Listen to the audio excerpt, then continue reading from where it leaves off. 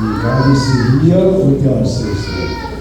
Amen. So, karon ang Dios ang iyang gayud kanato. Today we are sharing the gospel about working with God is the secret to success. O karon natong pagkaisgutan ang paglakaw uban sa Dios mao ang sekreto sa kalapusan. So we read the Bible together, Joshua chapter 1, verse 2 to 9. O karon natong abihan atong mga Biblia sa Josue kapitulo 1 bersikulo 2 abot sa 9. Josue kapitulo 1 bersikulo 2 abot sa 9. Doon nagbasa, patay na si Moises nga akong kalagan. Busa ikaw ug ang tanang katawan sa Israel pangatag kamo sa pagtabok sa subas sa Jordan ug lakaw ngadto sa yuta gihatag ko kaninyo. Sumala sa gingon ko kay Moises, gihatag ko kaninyo ang tanang yuta nga inyong pag-aabian. Ang mga uglanan sa mga yuta ninyo magsukad sa kamingawan sa habagatan hangtod sa kabukiran sa Lebanon, sa amihan o gikan sa dakong subas sa Euphrates, o sa kayutaan sa mga itihanan sa silangan hangtod sa dagat sa Mediteraneo. Walay makabuntog kanimo sa tibok mo kinabuhi, maguban ako kanimo ingon nga pagmagug nga ingon sa paguban kung kang Moises sa dili ko gayon ikaw pagyason o biyaan. Liguna ang imong kaugalingan o pagmaisog kay mamulong ka niinig katawhan sa pagilog niinig yuta nga akong isaan nga nihatag sa ilang mga katigulangan. Apan liguna ang imong kaugalingan o kayaw pagtalaw pagkinabuhin sukay sa tibok kalaot nga gihatag kanimo ni Moises nga akong kalagan. Ayaw isalikway ang bisan unsang bahin niinig o mulampos ka bisan asa ka. Ayaw gayon kalimti ang basahon sa balaod sa kinahanglan nga tunan o kiniadlaw o gabi o kinabuhi o pagkinabuhi sumala sa tanang nakasulat o magmauswagon ka.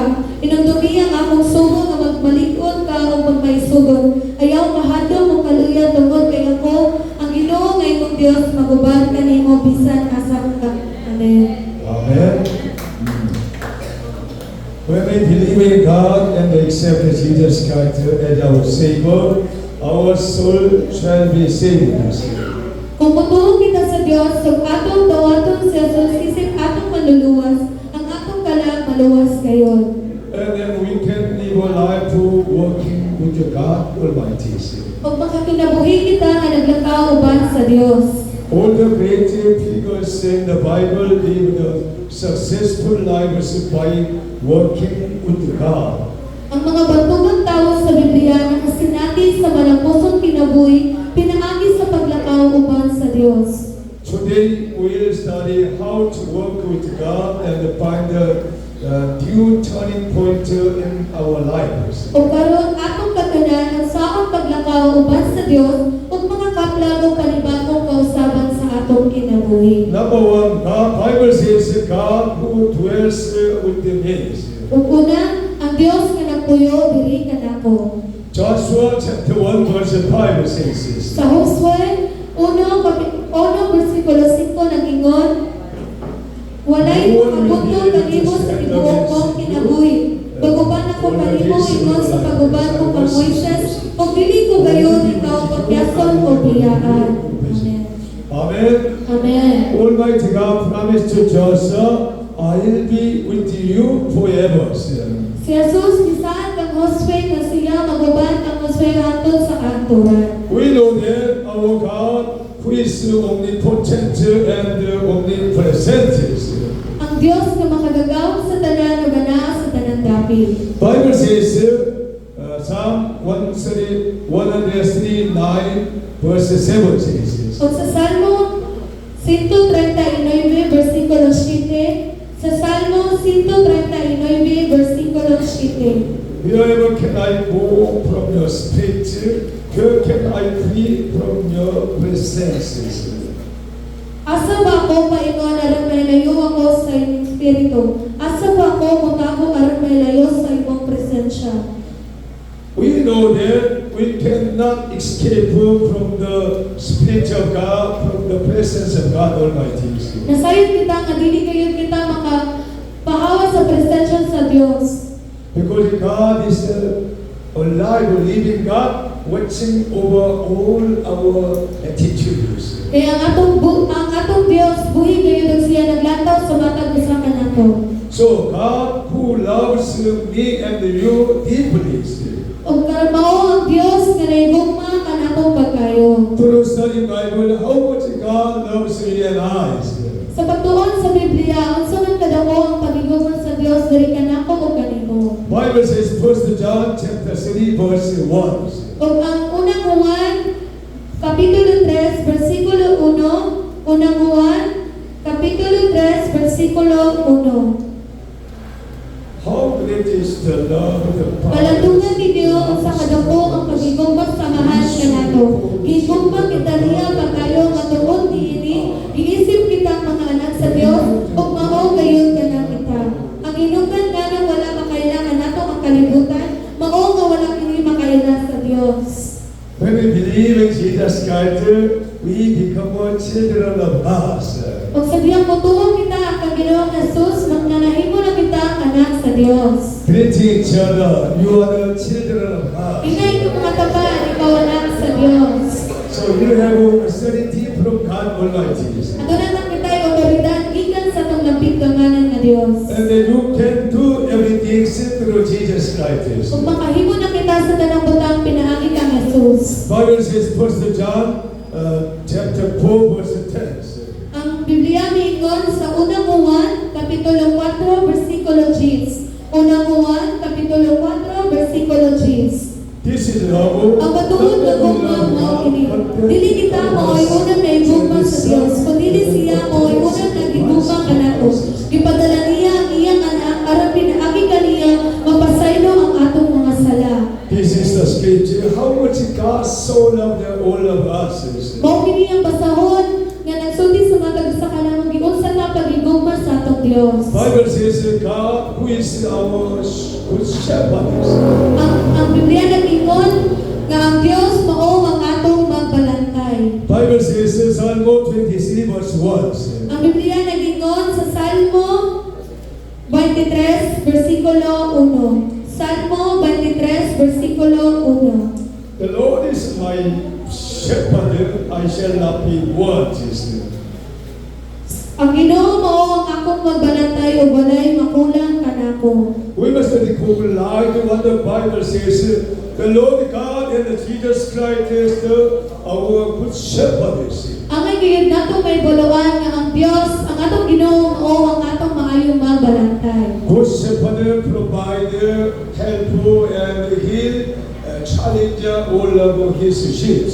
Ang magbalantay mao ang nagtabang sa matag usa kanato. Also, God who gave us the kingdom of heaven as an inheritance with Jesus Christ. Ang Dios nga naghatag kanato sa gingharian sa langit ingon nga panulundon uban ni Jesus. Bible says in Romans chapter 8 verse 17 says, Ang Biblia nag-ingon sa Roma 8:17. Sa Roma 8:17. now if Kung we are may mga anak ng Italia, madawat nato ang mga panalangin nga kitagana sa Dios ug madawat nato ginuwat ng Kristo. Kay kung makikapit kita sa iyang mga pagkastos, makaapit usab kita sa iyang himaya. we are the children of God, we can hear the whole kingdom of God, receive the crown of life as a Christians. Amen. So, kita mga anak sa Dios ug makahimo kita pag-angkong baton sa korona sa kinabuhi. That's why we must be very best one in our Christian lives. O mao kinahanglan kita nga magbarog sa atong kaugalingon nga maayo nga Kristohanon. Second one, God tells us to be strong and very courageous. Ug sa ikaduha, ang Dios nagsulti kanato nga magmalikon ug magpaisugon kita. Joshua chapter 1 verse 6 says, Og nagingon sa Josue kapitulo 1 bersikulo 8. be strong and courageous, because you will lead these people to inherit the land I swore to their forefathers to give them. Liguna ang imong kaugalingon ug pagmaisog kay mangulog kan ini tawanan sa pagilog ini nga ta nga akong nga ihatag sa ilang mga katigulangan. Amen. Amen. As a Christians, we must be strong and very courageous to work very well. Kung isip ko sa Kristohanan, kinahanglan kita nga magmaligo ng mga sugod nga Kristohano. Bible says, be strong and courageous like Moses, Israel leaders. Sa mga mingon sa Biblia nga magmaligo ng mga sugod kita sa mga Moises nga usa ka pangulo sa Israel. Bible says in Exodus chapter 14, verses 13 to 14.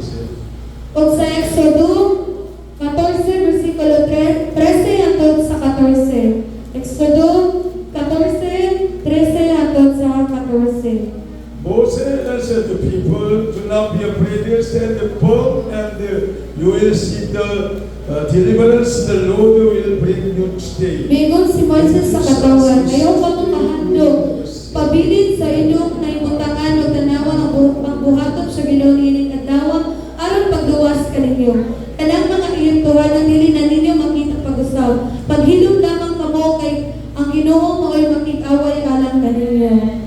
Moses believed God and trust His word very fully. Si Moises nagsalig og natuo gayud pag-ayok sa Ginoong Dios. When the Israel people stand in front of the Red Sea, all people were afraid about Egyptian soldiers want to follow them. In front of them, there is the Red Sea. They were very afraid. Apan ang mga katawan sa Israel nangahadlok gayud nga molabang sa pulang dagat nga sila sundon sa mga iyang tawanan nga sundalo. And then Moses commanded to the people, do not be afraid. Our God will fighting for you. Apan si Moises nagbato sa katawan sa Israel nga ayaw ka mong kahadlok kay ang Dios mo'y makig-away kanato. And then God said to Moses, stretch your step into the Red Sea. O ang Dios mingon kang Moises nga iisa ang imong sungkod. When Moses stretched out his step into the sea, the sea was divided. O si Moises mistuo diya sa Dios nga iyang giisa ang iyang sungkod ug ang pulang dagat nga bangit gayon. All people of Israel out of Egypt, 2 million people across the Red Sea. Ug human niini 2 ka milyones nga mga katawan sa Israel milabang sa pulang dagat. After across the whole Israel people Red Sea, Almighty God crossed the Red Sea again. Human nga makalabang ang tanang katawan sa Israel sa pulang dagat, ang Dios mibalik pagtapok sa dagat. And then the Egyptian soldiers and the chariots followed the Israel people, and they were all pulled into the Red Sea. Apan ang mga Ehiptohan ng sundalo mitsulay paglabang sa pulang dagat, apan ang Dios wala mitugot dinhi og iyang og silang tanan na padulong ilalom sa dagat. This is the story how God was fighting for His people. Ang mao kini ang istorya kung giunsa pakig-away sa Dios para sa iyang katawhan. So we must believe God through Holy Bibles. Ug amay kay datong tuuhan ang atong Dios pinaagi sa The Biblia. Holy Bible story is the real story, not nonsense. Ang mga istorya sa Biblia tinuod gayud kini og dili kini walay pulos lamang. That's why Bible says, when you read in Bible, you must be very carefully reading and believing and trusting in Bibles. Og ang Biblia nagingon nga kung mabasa kita sa pulong sa Dios kinahanglan kita nga motuo og motuo sa atong gibasa. You can be a strong and a courageous man like David in Israel. Makahimong kita nga mahimong maliko na may sugat sa mga David. Bible says, 1 Samuel chapter 17, verses 36. Og sa unang Samuel kapitulo 17 versikulo 36. Unang Samuel 17:36. Your servant has killed both the lion and the bear. This uncircumcised Philistines will be like one of them, because he has defied the armies of the living God. Napatay sa imong sulugoon ang mga leon o mga oso, o dili mo tuog Dios ng mga Pilistihano, mahimos maisama kanilang iya manggihagit ang kasundaluhan sa Dios na buhi. So he was understanding who was David in Israel. Ug ang gayud natong masabtan o makatunan kung kinsa gayud si David nga taga-Israel. David was a shepherd, keeper in the desert, his sheep and goats. Si David mao ang mabalantay sa mga kading o karneros. Sometimes when the lion and the bear came to there and attacked his sheep and goats. Ug adunay panalagsa nga ang leon o ang osong miatake sa iyang karnero o kande. And David was very strong and courageous, attacking the lions and bears, kill and strike them. Apan si David may sugod kayo ug nagpaligon nga gisulong o gisuklan ang leon o oso ug iyang init napatay. Likewise, he was killed, Philistine strong soldier Goliath with one stone. Ug sama ni ana nga himo niyang napatay ang ligon nga sundalo sa nga Pilistiyano nga si Goliath. Because David heard Philistine soldiers Goliath defied the armies of the living God Israel. Og nadunggan ni David nga si Goliath usa ka may sugod nga sundalo nga ganahan musukol sa buhi nga Dios. That's why David confessed, I come to you in the name of the Lord Almighty God, and I'll kill you. Og si David misugid nga kaya niyang patyon si Goliath uban sa Dios o sa ngalan sa Dios. David was even though very young boy. Bisan og si David gamay lamang o batanon nga bata. He was a very great and strong mind. Apan aduna siya ligon o may sugod nga pagngahon niya. All of the church members, even though young people, children, have a very strong mind like David is. O yung tanan nga mga membro diri sa simbahan kinahanglan kita nga makabaton og ligon og may sugod nga una-una. Do not allow anything else, your enemy, devil speak to you and deceive your life. Ayaw tuguti nga mauwat kita sa yawa. We must overcome the whole kind of scheme of the devil speak in our Christian lives. O kinahanglan natong buntugon ang talang mga pagsulay sa mga sayawa diri sa akong kinabuhi.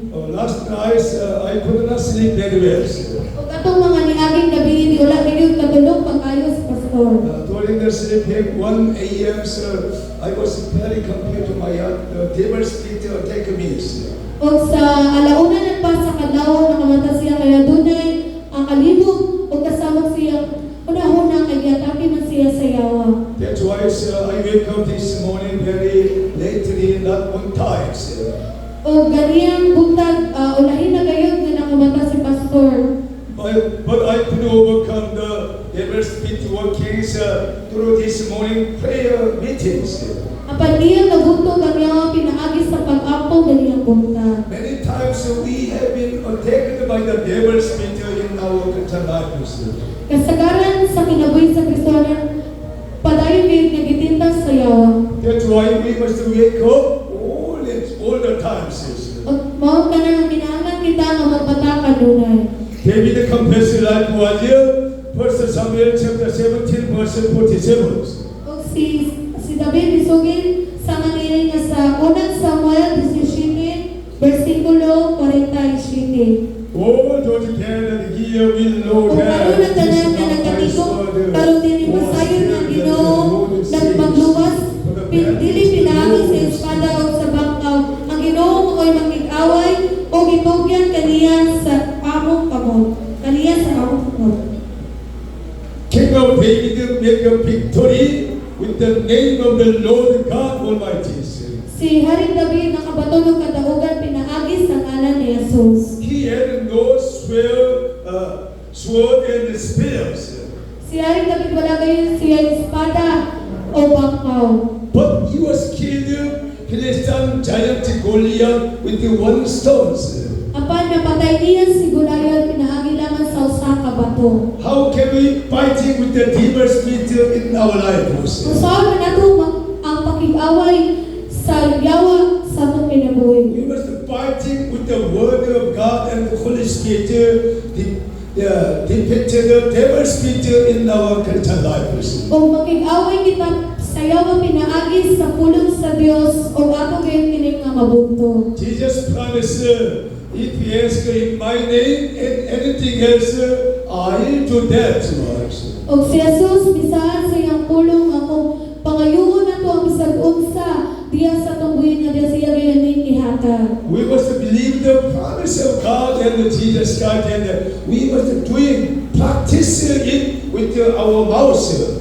Og ang kay natong tuuhan sa Jesus ug atong gibutang sa practice kini nga mga pulo. We remind our battle is the Lord's hands. Ug ang natong may baluan nga ang atong Dios ana gayon. The Lord's hand will working through our speaking and proclaim the messages. Ang Dios magliho pinaagi sa iyang kamot pinaagi pud sa atong pinaagi sa pagsulti. This morning I hope and pray all of the from the old church members, every kind of evil desire, wrong mind, evil spirit come out. Og si Pastor naglaom gayud nga sa tanang kamembruan sa simbahan nga ato gyud mabuntog ang tanang yawa sa atong kinabuhi. You can make a wonderful life, peaceful Christian life. Og makabaton kitag maayo o malinawon nga kinabuhi si pusa ka Kristiyano. The Bible says, trust in God completely like David, Daniel. Og ang Biblia mingon nga higpit nga saligi ang Dios samang kang Daniel. We read the Bible, Daniel chapter 3, 16 to 18. Atong basahon sa atong mga Biblia diri sa Daniel kapitulo 3 versikulo 16 hangtod sa 18. Kapitulo 3 16 hangtod sa 18. Mitubag sa hari si Shadrach, si Meshach, ug si Abednego. Kamahanan, walay kinahanglan nga mutubag kami kanimo niining butaga. Kung kabubuton sa Dios, luwasod kami niya gikan sa nagdilaag, kahutong o sa imong gahom. Apan kung dili niya kabubuton, ibawi ang ilusab kami, mualagan sa imong mga Dios na musipa sa estatwa nga bulawan nga imong ipabuhat. King Nebuchadnezzar made idol very strong, big statues in the desert. Si Hari Nebuchadnezzar naghimo siya estatwa o naghimo siya Dios. Every people must bow down to my statue idols. Og siya miingon nga kinahanglan nga ang tawo mulhon o musimba diya sa among Dios. There's Daniel prayed, Shadrach, Meshach, Abednego did not obey them. Apan ang mga higala ni Daniel na si Meshach, si Shadrach ug si Abednego wala gayud motuo. Because they don't want to bow down to any kind of idols. Kay dili sila gusto nga mo luhod sa laing pa nga Dios. So many people have a two mind. They want to serve God, they want to serve other gods. Apan ang mga tao adunay duha ka panghuna-una. Ganahan sila nga musimba sa tunggoy ni Dios, ganahan sila musimba sa kalibutan. Because of their long tradition follows. Tungod sa sayop nga tradisyon nga ilang nasundan. As a Christians, we must decide today to not follow any other gods. Kung kita mga Kristohanon, angay kita nga modesisyon nga musunod sa lakang sa Dios. Do not bow down to any other god and worship them. Dili na ta angay nga mosimba sa laing Dios. We must decide from the heart. Ug angay na kita nga modesisyon gikan sa kasing-kasing. Like Daniel prayed, Shadrach, Meshach, Abednego, they did not worship to the idols. Sama sa higala ni Daniel nga si Shadrach, Meshach ug si Abednego nga wala sila muluhod o musimba sa laing Diyos. They have to mind, decide not to bow down to any kind of other gods. Nakadesisyon kayo sila nga dili na muluhod sa langing Diyos. So we must decide to not follow the pattern of this world, to not watching and to not reading the long book and the long videos. O angay kayo natong katunan nga dili na ta angay nga mulantaw sa sayop nga mga sayop nga mga salita sa bisan sa pagbasa sa sayop nga libro. Nowadays many people fall down and discarding because of the watching the long video, long book, many things. O karon kadaghanan sa mga tawo nga nagpanayuhon tungod sa sayop nga mga binuhatan. Because of it will define your life, destroy your spiritual life. Ug mao kini ang mag-define nga sayop, mag-define sa atong sayop nga una-una. Bible says, live a holy life also. O ang Biblia mingon nga pagkinabuhi nga balaan. But most of the people cannot live a holy life because of the worldly patterns. Apan kadaghanan sa mga katawan nga wala na kinabuhi nga balaan tungod sa sayop nga lakang sa kalibutan. So I tell you the truth, keep your mind, your eyes, your hand touching and watching everything. So Pastor, mag-ingat ka nato nga angay din natong itutok atong mga mata atong kasing-kasing bisan na ng atong mga kamot sa Dios. Number 3, condition for a life for cooperation with the God Almighty. O ikatulo, ang kondisyon sa kinabuhi nga kuno sa kooperasyon. Joshua chapter 1 verse 8 says, Sa Josue kapitulo 1 bersikulo 8. do not let this book of the Lord depart from your mouth, meditate on it day and night. Ayaw kayo kalimti ang pasahod sa balaod. Kinahanglan na tuman mo kini adlaw o gabi o kinabuhi. Sumala sa tanan na isulat na ini o mamauswagod ka. Why Almighty God gave you and I this holy Bible? Nga naman nga ang atong buwing Diyos nagatag kanato sa Biblia. Because of we must meditate the word of God day and night. Kay angay gayud nato ang katunan ang puno sa Dios adlaw o gabi. Check the gasoline, sir. Nothing gasoline. Yes, sir. We must follow the word of God and the written book of holy books. Og angay gayud natong basahon ang maayong nga balasahon. Do not neglect the communication with another one. Ayaw pasabi ang pakigsulti sa uban. We must listen to others and emphasize with them. Angay kita maminaw sa uban ug pagsabot kanila. Listen carefully to messages from others. Angay kita maminaw sa mensahe gikan sa uban. Bible says in James chapter 1 verse 19. Ang Biblia nagingon sa Santiago 1 bersikulo 19. Santiago 1:19.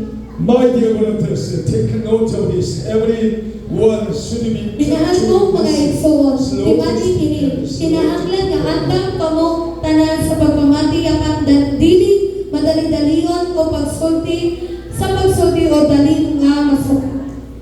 listen to the message of God very carefully Paminaw gayon pag-ayos sa pulong sa Dios. and practice it very well. Angay gayon dato ni katunan pag-ayo. Do not speak many things. Dili na ta angay nga magunaw na sa lain pagbutan. Hear the word of God through the word Bible and through the message through someone. Og ato angay naman atong paminaw ang pulong nga gikan sa Biblia o ang mga mensahe gikan sa ubang tawo. Also Bible says respect relationship and cooperate with another one. O ang Biblia nagingon nga pagrespeto sa relasyon ng pakiguyon sa uban. So value others more than yourself. O angay natong ibaluan nga himuon natong labaw ang uban kaysa sa atong kaugalingon. Bible says in Philippians chapter 2 verse 3. Ang Biblia nagingon sa Filipos 2:3. Filipos 2:3. Do nothing out of selfish ambition or vain conceit, but in Kaniadto ginatanan sama kanila na ginabuhi sumala sa tawanong kanila.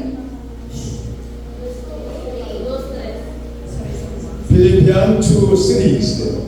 Ayaw ka mo pagbuhat sa unsa gikan sa nako nga katuyuan nga sa walay hinungdan nga tinguha sa pagpangambong. Pagpaubos sinuon kamo og isipa kanunay nga ang uban mas maayo kay kaninyo. Amen. Amen. I have learned many things through children and young people here. Si Pastor dagan naging nakatunan gikan sa mga kabatanunan. Some of the children and young people very good attitudes. Adunay uban sa mga batanon o sa mga bata nga adunay maayong pamatasan. That's why as a missionary and a pastor, I like learning through people.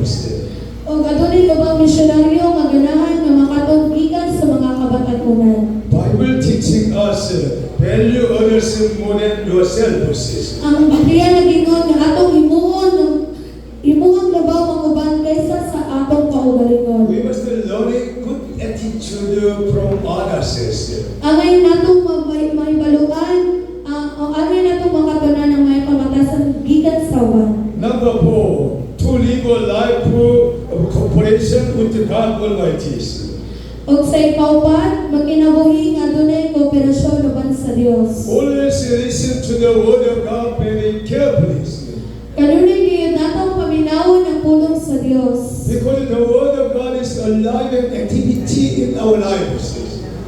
Kay ang pulong sa Dios buhi gayud ug kanunay nga aktibo sa atong kinabuhi. Deuteronomy chapter 6 verse 3 says, Sa Deuteronomio Kapitulo 6, versikulo 3. Hear the Deuteronomy sound chapter and be 6, verse careful to 3. obey, so that it may go well with you, and then you may increase. Busa pamati katawan sa Israel. O tumanan kayo ninyo, kiniaral kamo ang mga swagon, o kunagan pagayo dito sa tambo, kung tabunong ngayon na sumala sa disaan, sa Ginoo nga Dios sa inyong katigulangan. Amen.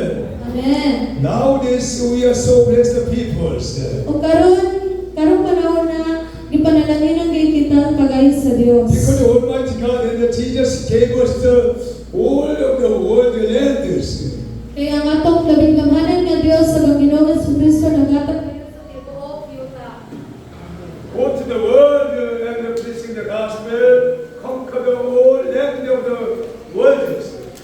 Ang Dios sa gingon nga panglakaw kamo o isama ang pulong sa Dios ug lupa ninyo ang tibuok kalibutan. So we must keep the promises of God Almighty to the Bible. Ug angay gayud natong ikip ang pulong sa Dios. We can go to anywhere and preaching the gospel, teaching the Bible, and heal the sick people, help the poor people likewise. Ug sama niya nga angay kita nga maglakaw o isama ang pulong sa Dios ug itudlo ang Biblia. These are our wonderful mission.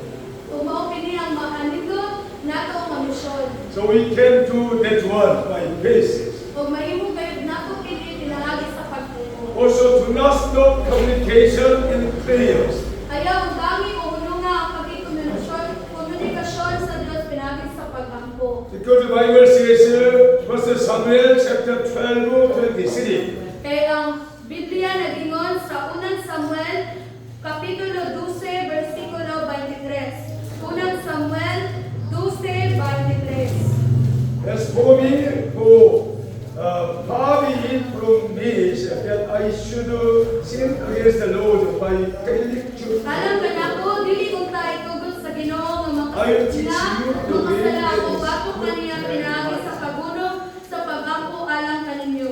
Hinuon, tuduan ko kamo sa maayo o matarong na dalan. Prophet Samuel confessed like wider, if I have been failing to pray, this is no good. O si Propeta Samuel, nagsugid sama niya na pagampo. This is against sin to God Almighty. Mo kini ang bakos sa laso. Bible says no praying against God Almighty. Kung mao kini ang giton nga kung wala kita pagampo, nagsukaw kayo kita sa Dios. That's why prayer is the requirement of all people of God. Ang pagampo mao gay kinahanglan sa tanang katawan sa be a very special person. You can decide today, pray 3 times a day like Daniel. O ganahan kita nga may mga espesyal na tao diya sa Dios, kinahanglan kita nga mo desisyon karon nga mag-apo na kita sama kang Samuel. You will become a special person, leader of the Philippines, leader of the school, and your Christians. Og mahimo kita nga maayong pangulo bisan na sa atong diri sa Pilipinas o sa mga eskwelahan. When you pray to God Almighty every day, 3 times, more than 3 times, Almighty God will give you intelligence, insight, understanding everything in this world.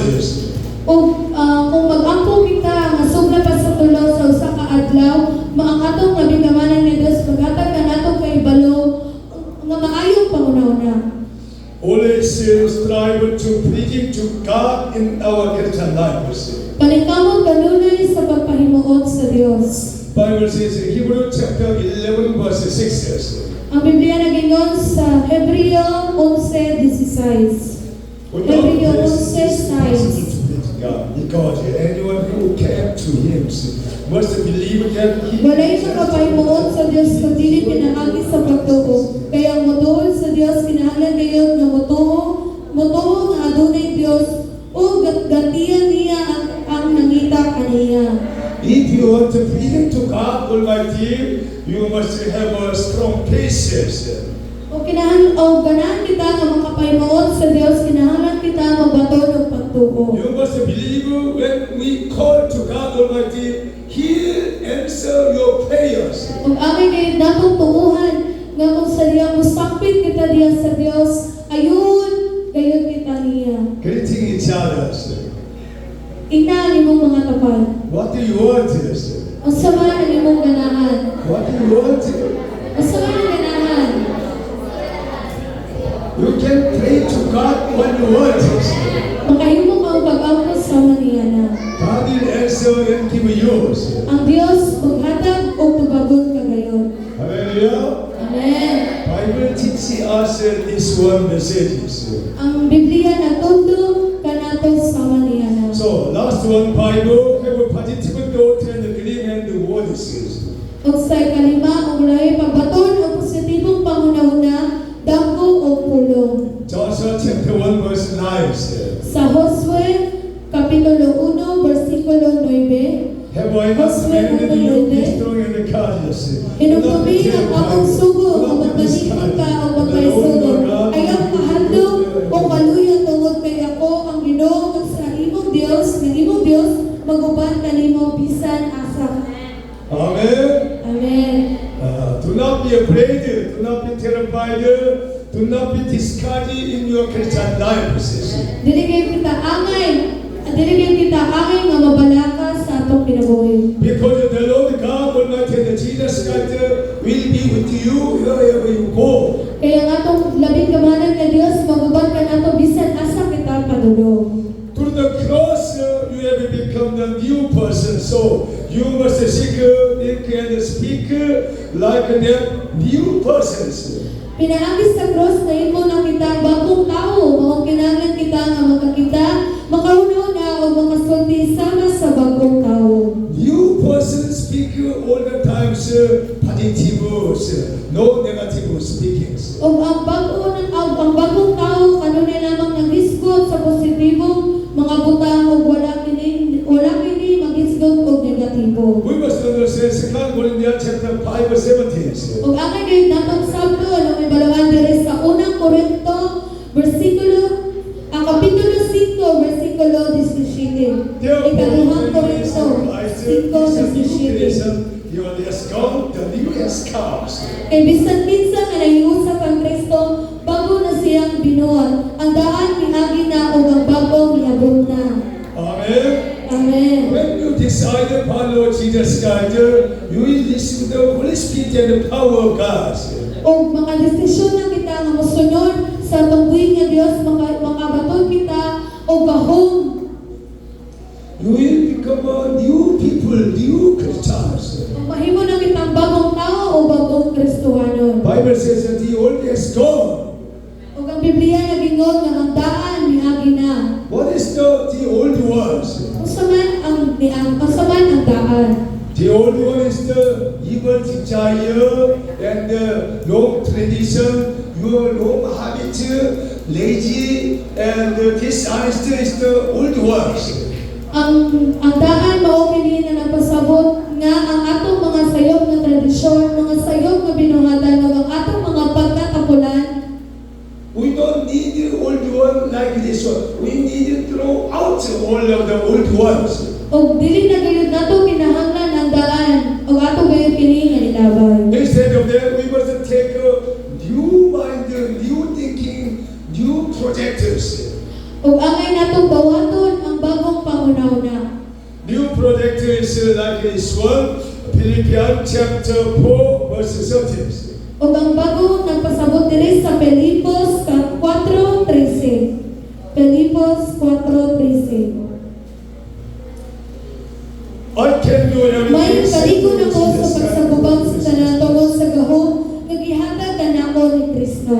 Apostle Paul confessing like this. He was the Elijah, all strength and power wisdom from the heavenly Father God and the Jesus Christ. Si Apostoles Pablo nakabaton gayud og nakaibalo iya gayud na realize nga ang tanan kusog nga anaa kaniya nagikan gayud sa Dios. If you want to be like a person like Apostle Paul, you must pray, shouting to the Lord, go honestly, cry out to the Lord. O ganahan kita nga mahimong sama kang Apostoles Pablo, kinahanglan gayud nato nga mag-ampo pagayo sa Dios sa matinud-aron nga mag-ilap diya siyang atubangan. You will become a new creation and make a victory in your life. Kung mamahimo na kitang bagong binuhat o makabaton kita kadaugan diya kaniya. So reminder, working with God is the secret to success in your life. O angay gayud nato ginumduman nga ang paglakaw uban sa Dios mao ang sekreto sa kalapusan. I will conclude your message. Through God's calling, we have become His chosen people and live in partnership with Him. O sa atong panapos nga mensahe, pinaagi sa pagtawag sa Dios na himo na kita iyang pinili o na kinabuhi sa pakiguban kaniya. We have a partnership with God and Jesus Christ. Ato na kita pakiguban sa atong buhi nga Dios. If you want to be a partner with God and Jesus Christ, you must make a level the same. O ganahan kita nga mahimo maayong kauban niya sa Dios, o pakiguban sa Dios, kinahanglan kita nga makabaton og sama niya na. So we to firmly believe in and rely on the Trinity God Almighty. Og kita usab kinahanglan nga matinud-anon nga motuo og magsalig sa Trinidad sa Dios. We now live in partnership with God, who is incorporated to anything in the universe, Jesus our Savior, and the Holy Spirit our comparators. O karon na kinabuhi na kita nga nakig-uban sa Dios, siya ang dili itatali sa bisan unsang butang sa universo, si Jesus nga atong manluluwas ug ang balaang espiritu nga mao ang atong magtatabang. Holy Spirit is our very best partners. O ang balaang espiritu mao ang pinakaanindot nga atong makauban. So we confess always, come Holy Spirit in my life, work with me. O kanunay gayud natong angay isugid ngali diri balaang espiritu o pakiguban kanako. Also found the word Okyo Church, Bullon Church, Bayan Church, according to the Holy Spirit. O nakaplagan ni Pastor kining dapit sa Okyo pinaagi sa pagiya kaniya sa balaang espiritu. Because I know that Holy Spirit is my best partnership in God Almighty. Kaya nasayon si Pastor na ang balaang espiritu mao'y pinakaanindot na iyang nakauban sa Therefore, we can be the happiest, most peaceful, and the most joyful people in the world. busa nga mahimo kitang magmalipayon o labing malinawon o labing malipayon tao sa katibukan. I pray and bless you that you may triumph as true believers who preaching the Creator God Almighty. Ako giampo og naglaom ako nga gipanalaginan nga mahimo kamong mataugon isip usa ka Ginoo nga magtotoo nga napahimuot sa mabubuhat nga Dios. Let us pray. Father God, we thank you so much for starting the working with God is the secret to successes. Daghang salamat o Dios sa maayong pulong among natungo nga mao ang paglakaw sa Dios ang sekreto sa kalambusan. Help all of the church members to become a good partnership with God and Jesus Christ. Tabagi ang tanang membro sa kasimbahan nga mahimo ang makabato ng maayong pakiguban sa Dios. Through the word of God, meditate the word of God day and night, pray continually in the Lord. Pinaagi sa pulong sa Dios ug among katunan adlaw o gabi. In Jesus' name we pray. Sa ngalan ni Jesus kami nagap. Say Amen. Amen. Praise the Lord.